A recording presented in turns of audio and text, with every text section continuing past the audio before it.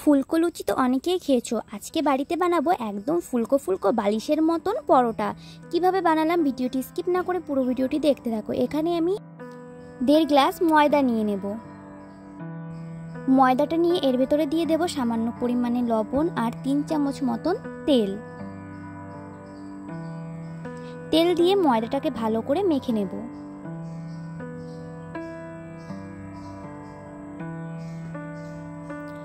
যখন ময়দাটা দলা করলে এমন মুখ পাকিয়ে যাবে তখন এর ভেতরে হালকা উষ্ণ গরম জল দিয়ে একটা ডো বানিয়ে নেব।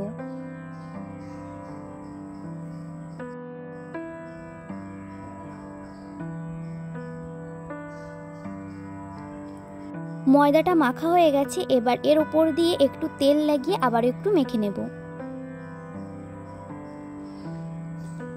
ময়দাটা তেল দিয়ে মাখা হয়ে গেছে, এবার 15 মিনিট মতো সাইডে ঢেকে রেখে দেবো। এখানে ছোট্ট একটা বাটিতে আমি তেল নিয়েছি, তেলের ভেতরে দিয়ে দেব সামান্য পরিমাণে ময়দা। ময়দা আর তেলটাকে মিশিয়ে একটা গাঢ় ব্যাটার তৈরি করে নেব। এখানে আমি একটা লেচি কেটে নিয়েছি।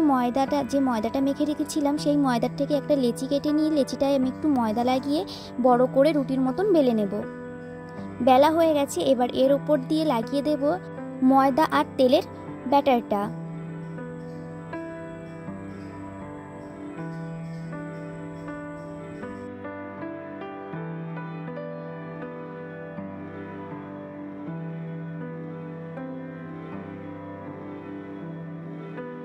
তেল আর ময়দার ব্যাটারটা এক পাশটায় ভালো করে লাগিয়ে আমি দুপাশ থেকে প্রথমে ভাঁজ করে নেব।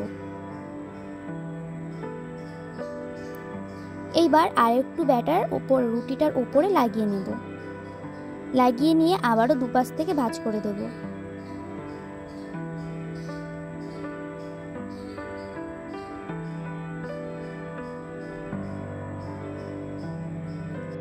দুপাশ থেকে ভাঁজ করা হয়ে গেছে, এবার আমি ময়দা লাগিয়ে এটাকে বড় করে বেলে নেব।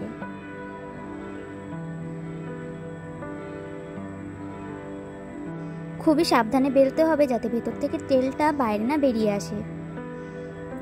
এই পরোটাটা বেলা হয়ে গেছে, দেখো আমি একবার দেখিয়ে দিচ্ছি পরোটাটা কতটা পাতলা বেলতে হবে। এখানে আমি প্যান গরম করতে বসিয়ে দিয়েছিলাম। প্যানটা একটু গরম হয়ে গেলেই এই পরোটাটা প্যানে বসিয়ে দেব। দেখো একটু ফুলে উঠেছে, তখনই আমি এর ভেতরে দিয়ে দেব সাদা তেল। তেল দেওয়ার সঙ্গে সঙ্গেই এই পরোটাটা কি সুন্দর ফুলে উঠেছে। এবার পরোটাটা উল্টে দেব। পরোটার এক পাশটা ভাজা হয়ে গেছে, আমি উল্টে দিয়েছি অন্য পাশটাও ভাজা হওয়ার জন্য। এপিট ওপিট উল্টে দুপাশটাকেই ভালো করে ভেজে নিতে হবে।